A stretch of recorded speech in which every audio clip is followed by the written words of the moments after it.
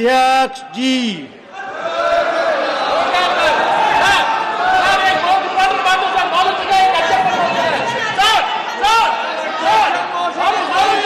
Mr. Balu,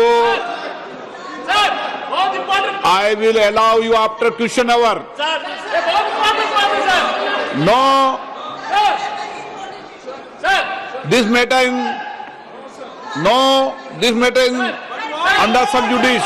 No, Mr. Balu and other member, I will allow you after question hour. No, yes. Question number 81, Shri Bhajan Lal. Question number 81 sir. माननीय मंत्री जी, माननीय मंत्री जी, माननीय मंत्री जी, माननीय अध्यक्ष महोदय, माननीय अध्यक्ष महोदय, मैं आपके माध्यम से मंत्री महोदय से पूछना चाहता हूं कि जो कुपोषण कम करने के लिए जो योजनाएं बताई हैं, इनमें पिछले 3 वर्षों में इन दोनों जिलों के अंदर कितनी राशि स्वीकृत हुई और वास्तविक जो खर्च कितना हुआ?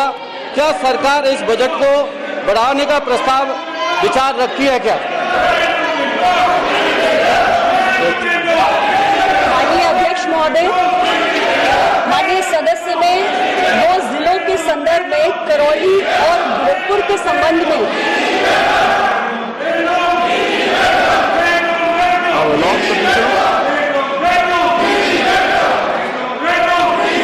माननीय अध्यक्ष महोदय, माननीय सदस्य ने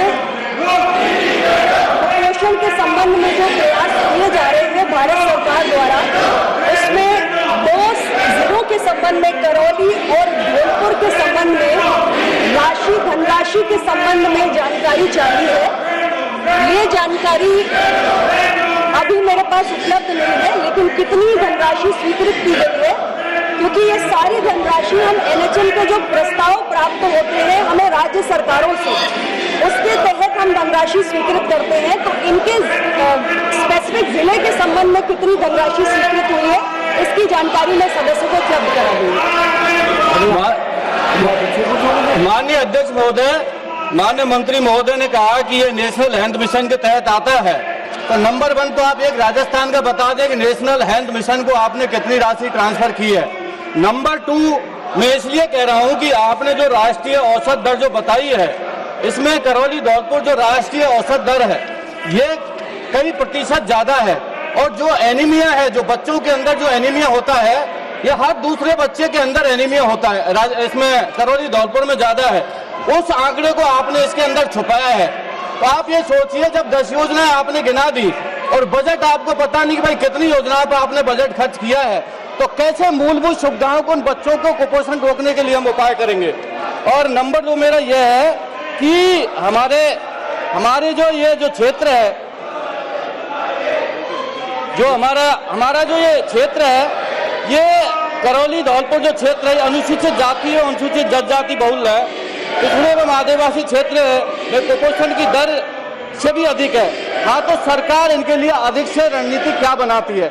और यहाँ पर आपने जो योजनाओं में गिनाया है 10 पैरा नंबर पर और 11 पर आंगनबाड़ियों का, आंगनबाड़ियों की जर्जर हालत है, आंगनबाड़ी नवीन खुली नहीं है और वहाँ पर मेडिकल फैसिलिटीज नहीं है, आपके PSC पर डॉक्टर नहीं है, उप स्वास्थ्य केंद्र के ऊपर आपके वहाँ पर हॉस्पिटल में कंपाउंडर GNM NM नहीं है, सामुदायिक स्वास्थ्य केंद्र के ऊपर वहाँ पर डॉक्टर्स नहीं है। तो इनको जब जांच ही नहीं हो पाएगी तो आप इनकी योजनाओं को बनेगा क्या? धरातल पर उतरेगी कैसे? माननीय अध्यक्ष महोदय, मैं सबसे पहले ये स्पष्ट करना चाहती हूँ कि कुपोषण जो है, माल न्यूट्रिशन जो है, ये मल्टी डायमेंशनल और मल्टी फैक्टोरियल इशू है। इसमें बहुत सारे सरकार के विभाग और मंत्रालय मिलकर काम करते हैं, जिसमें स्वास्थ्य और परिवार कल्याण मंत्रालय के साथ साथ जो हमारा ministry of women and child development है वो भी काम करता है। जहाँ तक आंगनवाड़ियों का प्रश्न है, आंगनवाड़ियों की स्थापना, आंगनवाड़ी केंद्रों की संख्या में वृद्धि, यह हमारा महिला और बाल विकास मंत्रालय देखता है। स्वास्थ्य मंत्रालय, अब आप जानते हैं अध्यक्ष महोदय कि अब हम आयुष्मान आरोग्य मंदिर का जो हमने पूरा नेटवर्क स्थापित किया है, 1,78,000 से ज्यादा आयुष्मान आरोग्य मंदिर हैं। वहां पे हम 12 सर्विसेज का पैकेज आज देश की आम जनता को उपलब्ध कराने की कोशिश कर रहे हैं। तो पहली जरूरी बात तो ये है कि बहुत सारे मंत्रालय इसमें इन्वॉल्व हैं। दूसरी बात ये अध्यक्ष महोदय कि अनीमिया को लेकर जो हमारे प्रयास चल रहे हैं उसमें जो स्वास्थ्य मंत्रालय है, हमने 6 बेनिफिशियरी कैटेगरीज बनाई हुई है, जिसमें 6 साल से कम के बच्चे हैं, 5 से 9 साल के बच्चे हैं, 10 से 19 साल के बच्चे हैं, रिप्रोडक्टिव एज ग्रुप की महिलाएं हैं, लैक्टेटिंग मदर्स हैं और गर्भवती महिलाएं हैं। और इनको हम IFA टैबलेट्स और IFA सिरप बच्चों को देकर एनीमिया को कम करने की कोशिश कर रहे हैं। ये सारे प्रयास जो होते हैं ये हमारे NHM के तहत संचालित किए जाते हैं। NHM का प्रस्ताव हमें राज्य सरकारें अपनी PIP के माध्यम से भेजती हैं और इसमें किसी भी बच्चे को छोड़ा नहीं जाता है, चाहे वो आदिवासी इलाके का हो या किसी भी अन्य क्षेत्र का हो। हमारा जो कैटेगरी है वो बच्चों का एज ग्रुप है। हर बच्चे के अंदर एनीमिया मुक्त के हम प्रयास कर रहे हैं और अब हमने डिजिटल इंटरवेंशंस के माध्यम से लाइन लिस्टिंग ऑफ केसेस की है, यानी कि एक एक बच्चे की हम डिजिटल ट्रैकिंग और मॉनिटरिंग कर रहे हैं, किस इलाके का कौन सा बच्चा किस एज ग्रुप का, उसकी एनीमिया का स्टेटस क्या है। और हम निरंतर अपने आंगनवाड़ी कार्यकर्ताओं की, अपने आशास की, फील्ड लेवल हेल्थ वर्कर्स की ट्रेनिंग करते हैं, एक एक बच्चे और माता को मॉनिटर करके उन तक हम एनीमिया के टैबलेट और दवाइयां पहुंचाते हैं। प्रश्नकाल में संक्षिप्त में सुश्री मिताली बाग।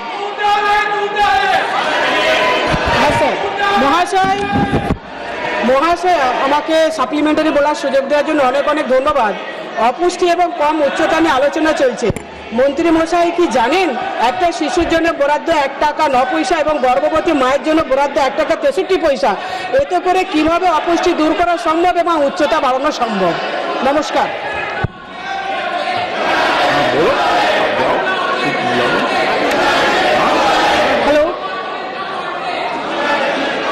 ट्रांसलेशन करते करते क्वेश्चन दोबारा honourable member.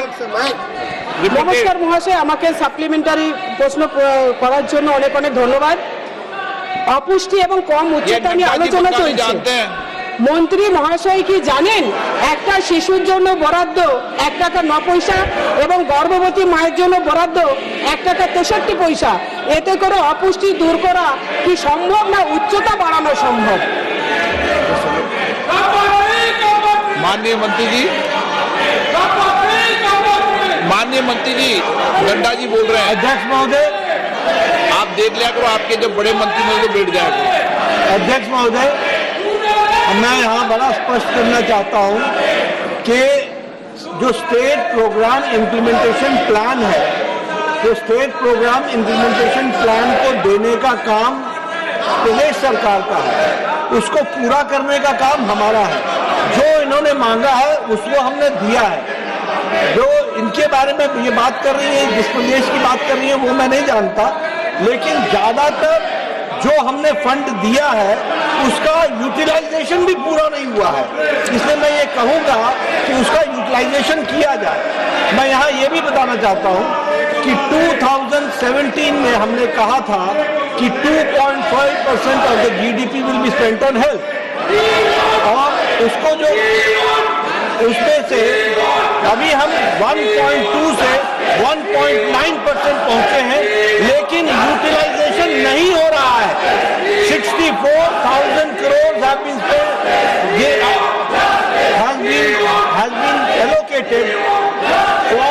have been allocated for infrastructure. अभी तक 30,000 से ज्यादा करोड़ रुपए खर्च नहीं हो पाए हैं। तो यह हमको समझना पड़ेगा कि हेल्थ के इंफ्रास्ट्रक्चर पर या हेल्थ की डेवलपमेंट के लिए जो पैसा खर्च होना है वो खर्च किया जाए। क्वेश्चन नंबर 82 श्री बंटी विवेक साहू। माननीय अध्यक्ष जी, क्वेश्चन नंबर 82। माननीय सदस्य, The statement is laid on the table of the House. माननीय सदस्य। माननीय अध्यक्ष जी, मैं सर्वप्रथम हमारे प्रधानमंत्री जी का बहुत बहुत आभार और धन्यवाद व्यक्त करना चाहता हूं कि ये प्रधानमंत्री जी का संकल्प कि किसानों को आर्थिक रूप से मजबूत करना है, उसी संकल्प के तहत रसायन एवं उर्वरकों में जीएसटी एक रूपता लाने का प्रधानमंत्री जी के द्वारा कार्य किया गया है। मैं माननीय मंत्री जी से यह पूछना चाहता हूं कि उर्वरकों एवं कच्चे माल पर एक रूप 5% जीएसटी लागू किए जाने से di ammonium phosphate, NPK complex तथा म्यूरेट ऑफ पोटाश एमओपी की उत्पादन लागत में अनुमानित कितनी प्रतिशत की कमी आई है। साथ ही साथ उक्त लागत में हुई कमी में से कितना लाभ मध्य प्रदेश, छत्तीसगढ़ तथा मध्य प्रदेश के छिंदवाड़ा एवं आदिवासी जिलों के छोटे एवं सीमांत किसानों को हस्तांतरित किया जाएगा। अध्यक्ष महोदय, सबसे पहले तो ये प्रधानमंत्री जी की दूरगामी सोच है जो हम जीएसटी नेक्स्ट जनरेशन रिफॉर्म्स को ला पाए हैं और जीएसटी नेक्स्ट जनरेशन रिफॉर्म्स के कारण जो 22 सितंबर को लागू हुआ, फर्टिलाइजर के क्षेत्र की अगर मैं बात करूं तो जो रॉ मटेरियल है फर्टिलाइजर का, जैसे sulphuric acid, nitric acid, ammonia, इसमें 18% से घट करके वो 5% हो गया है और जीएसटी माइक्रो न्यूट्रिएंट्स वो 12% से घट करके 5% हो गया है। जो हमारे एग्रीकल्चर के जो हमारे पेस्टिसाइड्स हैं, बायो पेस्टिसाइड्स, वो 12% से घट करके 5% हो गया है। एग्रीकल्चर की मशीनरी, ट्रैक्टर और एक्सेसरी, इसमें 18 और 12% से घट करके 5% हो गया है। इसका लाभ ये हुआ है कि जीएसटी का रॉ मटेरियल्स के रिडक्शन से वर्किंग कैपिटल में जो इनपुट टैक्स क्रेडिट्स है, आईटीसी क्रेडिट्स है, एक्यूमुलेशन है, वो इम्प्रूव कर गया है, कैश फ्लो इम्प्रूव कर गया है और डोमेस्टिक फर्टिलाइजर मैन्युफैक्चरिंग को स्मूथनेस के साथ सप्लाई हो रहा है, ये उसका फायदा है। जो हमारे सदस्य ने पूछा, micro nutrient GST, micro nutrient GST reduce में पैडी में 140 रुपए प्रति एकड़ और शुगर केन में 199 प्रति एकड़, पोटैटो में 446 एकड़ प्रति एकड़ और वीट में 146 एकड़ प्रति एकड़, इतने का फर्क पड़ा है किसान को। और इसी तरीके से अगर मैं कहूं तो ये इंटीग्रेटेड पेस्ट मैनेजमेंट से बहुत बड़ा लाभ पहुंचा है, ये भी हमको ध्यान में रखना चाहिए। साथ में मशीन की रिडक्शन में किसान को 7 से 13% का लाभ हुआ है, अलॉन्ग विद 40 से 50% अंडर मैकेनिज्म जो स्कीम्स है उसको पूरा किया गया है और ये आत्मनिर्भर भारत को बूस्ट करने वाला है। मैं यहाँ ये भी बताना चाहूंगा सभापति जी, मेरे सदस्य को, कि ये जो ट्रैक्टर वो 35 हॉर्स पावर का, 35 हॉर्स पावर का जो ट्रैक्टर है वो 41,000 रुपए का उसको लाभ मिल रहा है। 43 हॉर्स पावर वाला जो है उसमें 45,000 मिल रहा है और जो 50 हॉर्स पावर का है उसमें 63,000 मिल रहा है। ये जो 9 लाख ट्रैक्टर पिछले साल खरीदे गए, अगर 40,000 भी बचत बताएं तो लगभग 3,000 करोड़ रुपए का लाभ किसानों को मिलने वाला है। और उसी तरीके से फार्म इक्विपमेंट जो 1 लाख करोड़ की मार्केट है, उसमें अगर 7% भी बताएं तो लगभग 7,000 करोड़ रुपए का लाभ मिलने वाला है।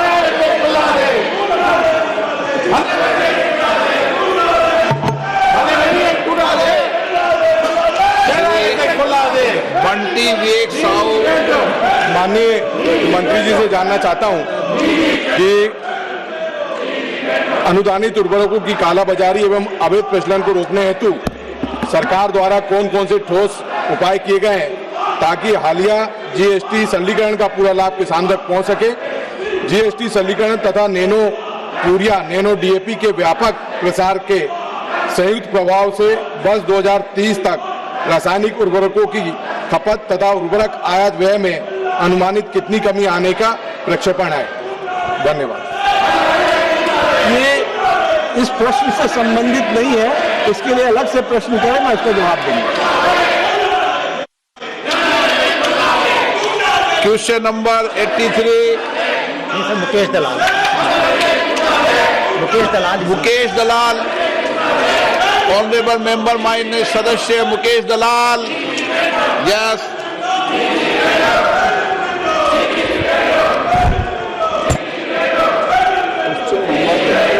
क्वेश्चन नंबर 82 हो गया, आप बोलने का है।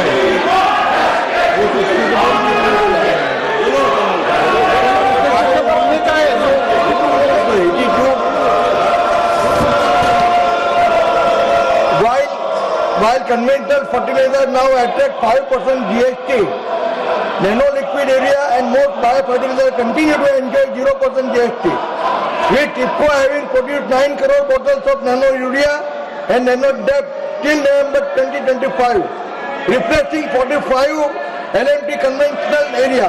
How does the ministry plan to leverage this favorable GST differential to achieve the national target of 50% reduction in chemical fertilizer consumption by 2030 as announced by the Prime Minister, and simultaneously reduce the fertilizer subsidy burden from the current 2.25 lakh crore? Thank you. Sir, this question does not pertain to the original question. You should ask separate question. I will answer it. Shri Deepender Singh Hooda. Sir, प्रश्न संख्या 83। माननीय मंत्री महोदय, माननीय सदस्य। Sir, ये बहुत अति महत्वपूर्ण विषय फीमेल फीटिसाइड से संबंधित ये विषय मैंने उठाया है, लेकिन सरकार का जो जवाब है उसमें ये साबित हो गया, सरकार पूरी डिनाइल में। सरकार ने जवाब में दिया है कि सेक्स रेशो पिछले 4-5 साल में घटी नहीं है। ये असत्य है। ये मैं यहाँ से अपनी बात शुरू करूंगा। कहते हैं तुम्हारी फाइलों में गांव का मौसम गुलाबी है, मगर ये आंकड़े झूठे हैं और ये दावा किताबी है। और मैं क्यों कह रहा हूँ, सरकार ने हरियाणा सरकार से ये आंकड़े नहीं लिए। आपके जो अधिकारी हैं मंत्री जी, उनको आपको दंडित करने की आवश्यकता है। ये हरियाणा स्वास्थ्य मंत्रालय के आंकड़े देखिए। 2019 में जहां प्रति 1000 बेटों पर 922 बेटियों का जन्म हुआ, वहां 2023-24 में ये संख्या घटकर सर 906 रह गई। ये हरियाणा सरकार के आंकड़े, आपके अधिकारियों ने बताया कि डिपी नहीं हुआ। ये हमारी दिशा मीटिंग में हम हर साल रिव्यू लेते हैं। ये मेरे खुद के जिले का आंकड़ा जिला अधिकारी ने दिया है। रोहतक जिले में 2025 में ये आंकड़ा 814 पे रह गया, जो कि 2011 के मुकाबले जो है का आंकड़ा है। पिछले 10 साल में 2011 से लेकर 2019 तक लिंग अनुपात में काफी संतुष्टिपूर्ण सुधार हुआ था हरियाणा के अंदर, लेकिन हरियाणा सरकार का स्वास्थ्य मंत्रालय के आंकड़ों के अनुसार पिछले 4-5 साल में दोबारा डिप आ गई। ये देखिए अखबार की report, Haryana sex ratio at birth hits 8-year लो। माननीय सदस्य, माननीय मंत्री जी। सर एक मिनट, सर इन्होंने आंकड़े गलत दिए। सप्लीमेंट्री। माननीय मंत्री जी।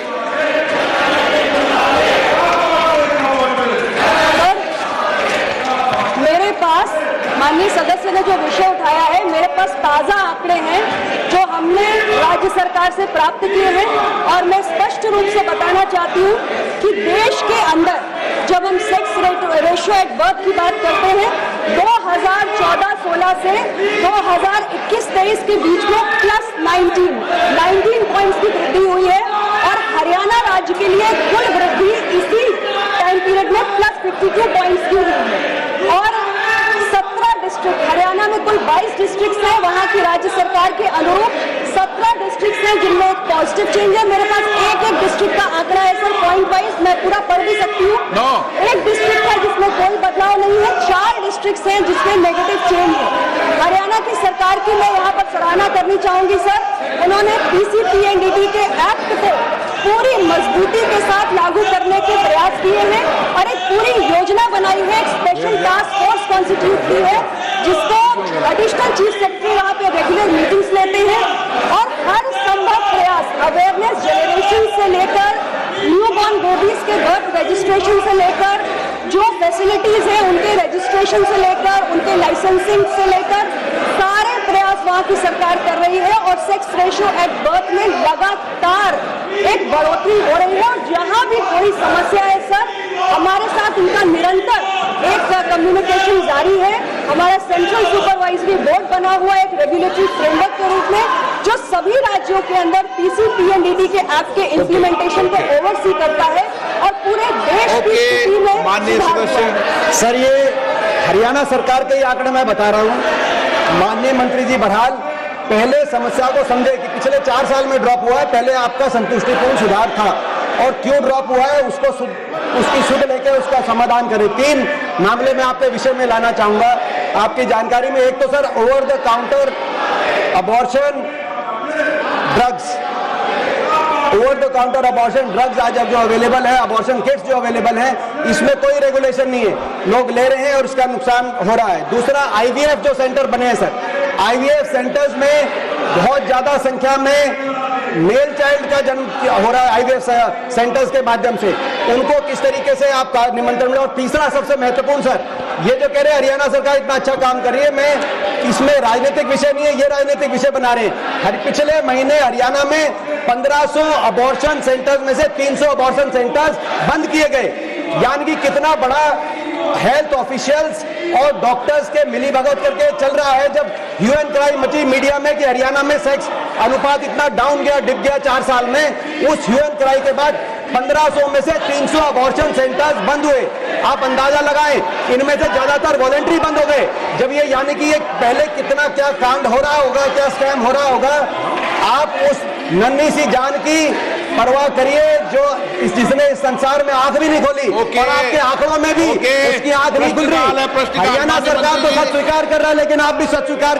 माननीय मंत्री जी सर मुझे दुख है, खुदा साहब हमारे बड़े प्रतिभावान और बहुत ही तजुर्बेकार हैं, पर ये इशू को इमोशनलाइज करने की कोशिश कर रहे हैं और बार बार ये हरियाणा सरकार की बात कर रहे हैं।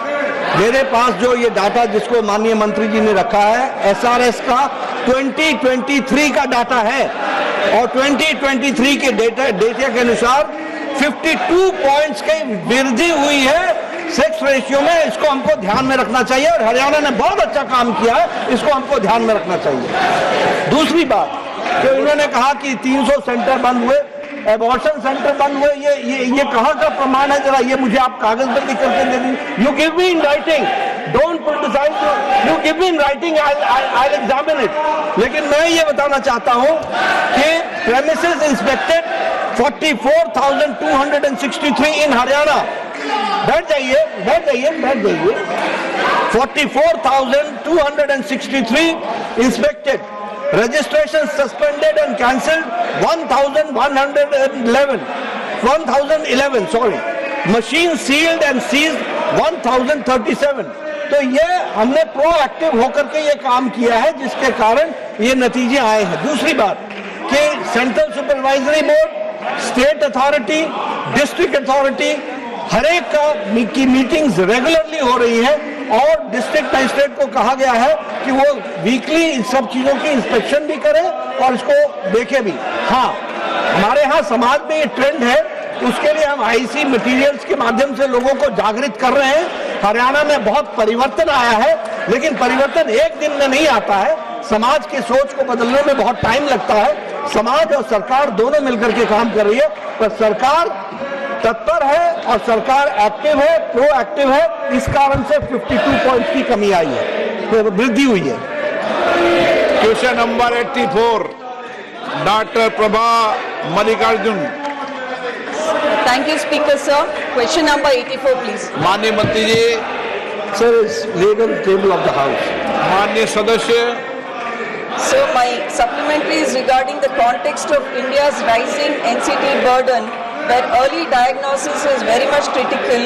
Will the government ensure that underserved districts receive timely sanction and fully functional diagnostic facilities, especially MRI machines under PM Abhim Yojana with mandatory technician support and maintenance contracts. Further, what steps are being taken to address the chronic issue of irregular pay and lack of social security and disparity which is being faced by NHM contractual staff who deliver these services at the ground level? And also, sir, in your reply, you have mentioned about the expenditure and the population. In a country with 150 crore population, I think the better indicator would be the target population and the percentage being screened. Thank you, sir. Sir, this is a very good question I would like to answer. First of all, we have to understand that in 2017 health policy, we have made it a holistic approach. Before that, it was only curative part which we were taking care. Now it is preventive, promotional, curative, palliative, rehabilitative, all aspects together, and it is a comprehensive health coverage which we are giving. For this, we have made 1,81,000 Ayushman Arogya Mandir, which includes sub-centers, PHCs, and to some extent CHCs also, where we have the ASHA workers at the grassroots level, we have the community health officer at the Ayushman Arogya level, and we have got the doctors also. What we do is, we ask the ASHA workers and the Panchayat Pradhans to bring people to the Ayushman Arogya Mandir before they reach the age of 30 for screening for hypertension, diabetes, for cancer, for oral cancer, for cervix cancer for women, and breast cancer. And early detection we are trying to do. We have got 12 types of packages in which we care for the dental care, mental care, all cares are taken care. I would like to make the House aware that for hypertension, we have screened 39.7 crores, out of which diagnosed hypertension is 6 crores 7 lakhs. And on treatment are 5 crore 3 lakhs. Diabetes, sir, 39 crores 6 lakh have been screened, 4.5 crore have been diagnosed, and 3.2 crores are being treated. The same way for oral cancer, 34 crores have been screened, 1 crore 98 lakhs have been diagnosed, and 1 crore 84 lakh are being treated. Breast cancer, 16 crores have been screened, 47.136 lakh has been diagnosed, and 28.877 are being treated. Cervix cancer, 8 crores have been screened, 70 crores have been diagnosed, and 63.879 are being treated. The same way, we also had a program at this point of time, Swasth Nari Sashakt Parivar. In that also, we did more than 1 crore 78 lakhs were screened for hypertension, diabetes 1 crore 73 crores, oral cancer 69 lakhs, breast cancer 37 lakhs, cervix cancer 19 lakhs. So this is the point of first contact where we are trying to screen to the maximum, and we are trying to give them the interventions at all levels. We also have telecommunication and telemedicine, Telemanas. E-Sanjeevani. According to E-Sanjeevani, we have a